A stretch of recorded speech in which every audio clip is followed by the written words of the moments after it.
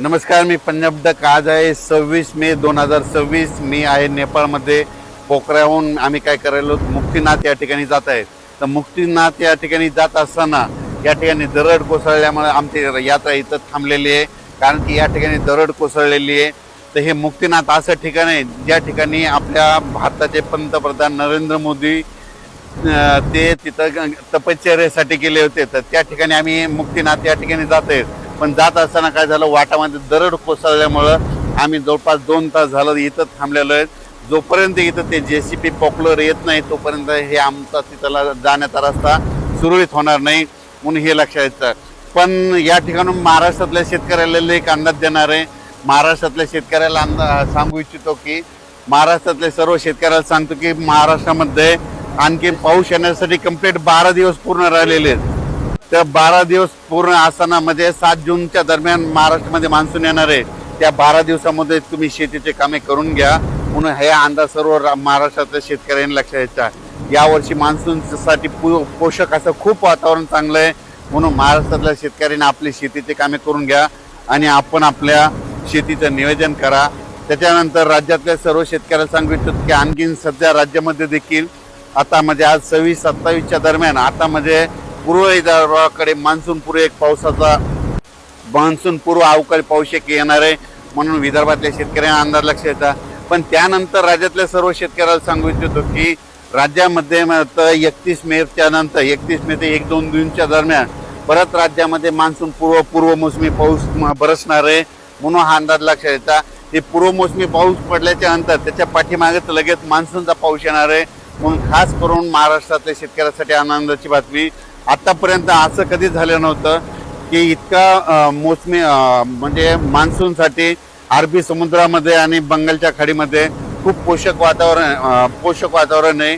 आणि त्याच्यामुळे यावर्षी जरा म्हणजे पेरणी योग्य वेळ होण्याचे चान्सेस आहेत, म्हणून आपण आपले शेतीचे कामे करून घ्या. म्हणजे आज पश्चिम महाराष्ट्र, मराठवाडा आणि उत्तर महाराष्ट्र आणि कोकणपट्टी घाटमाटा परिसरामध्ये विखुरलेल्या स्वरूपात आज देखील बऱ्याच ठिकाणी पूर्व मोसमी जोरदार पाऊस पडणार आहे. याच्यामध्ये काही ठिकाणी गारपीट देखील होणार आहे, म्हणून हे अंदाज शेतकऱ्यांनी लक्षात घ्यायचा.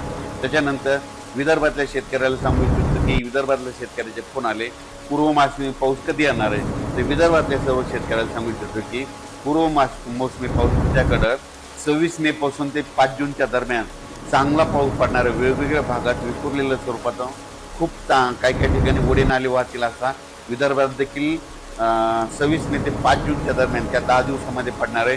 सगळीकडेच एकदा येणार नाही, म्हणून हे देखील विदर्भातल्या शेतकऱ्यांनी अंदाज लक्षात येतात. पण विदर्भातल्या शेतकऱ्याला सांगू इच्छितो की तुम्ही काय करा, शेतीचे कामे करून घ्या, शेतं तयार करून घ्या. कारण की तुमची पेरणी जरा यावर्षी लवकर होण्याची चान्स आहे. कारण की यावर्षी पाऊस शॉर्टकट मार्गाने येत असल्यामुळं, मान्सून शॉर्टकट मार्गातून येत असल्यामुळे तुमच्याकडे देखील मोसमी पाऊस लवकर दाखल होणार आहे, म्हणून शेतीची कामे विदर्भातल्या 6-5-11 जिल्ह्यांमध्ये वर्धा, नागपूर, भंडारा, गोंदिया, चंद्रपूर, यवतमाळ, वाशिम, हिंगोली, त्याच्यानंतर बुलढाणा, अकोला, अमरावती, इकडं नांदेड जिल्हा, यवतमाळ जिल्ह्यातील शेतकऱ्यांनी शेतीचे कामं करून घ्या. कारण की पूर्व मोसमी पाऊस तुम्हाला पडणार आहे, त्याच्या पाठीमागून लगेच मोसमी पाऊस येणार आहे, म्हणून तुमच्यासाठी खूप चांगलं वातावरण राहणार आहे, म्हणून हे देखील लक्षात येतं. परभणी जिल्ह्यातल्या शेतकऱ्यांनी देखील शेतीची कामे करून घ्यायची.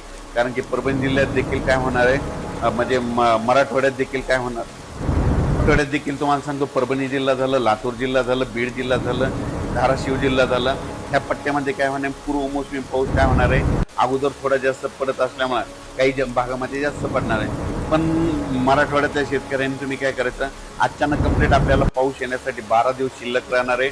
5-7 जूनला पाऊस येणार आहे, म्हणून हा अंदाज लक्षात येतात. पण बदल झाला तर त्याचा परत निषेध दिला.